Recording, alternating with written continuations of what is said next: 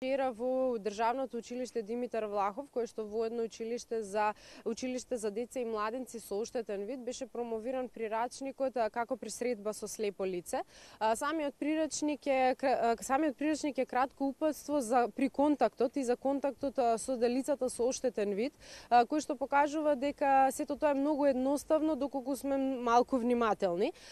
На вчерашната презентација се обратија како директорот на училиштето, така и госпоѓата Мелпомени Корнети, која што е од Лајонес клубот, кој се бави со хуманитарната помош за децата со оштетен вид. Па предлагам да ја слушнеме нејзината изјава. Имавме, се разбира, клубот ја даде целосната поддршка. Се надеваме дека со ова промоција денес ќе помогнеме прирачникот да стигне до што поголем број институции, училишта, единици на локална самоуправа, министерства, меѓутоа најбитно е преку достапноста на интернет да дојде и до граѓаните кои како соседи, роднини, пријатели сакаат навистина да знаат малку повеќе како да се однесуваат во ситуација кога ќе сретнат лице со слаб вид или слепо лице.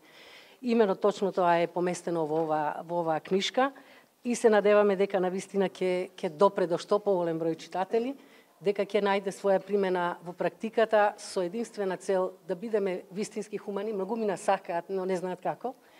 Ова е начин како да се помогне на и при тоа да се придонесе општо за инклузијата на лицата со слаб вид, за вклучување во сите општествени дејности и активности.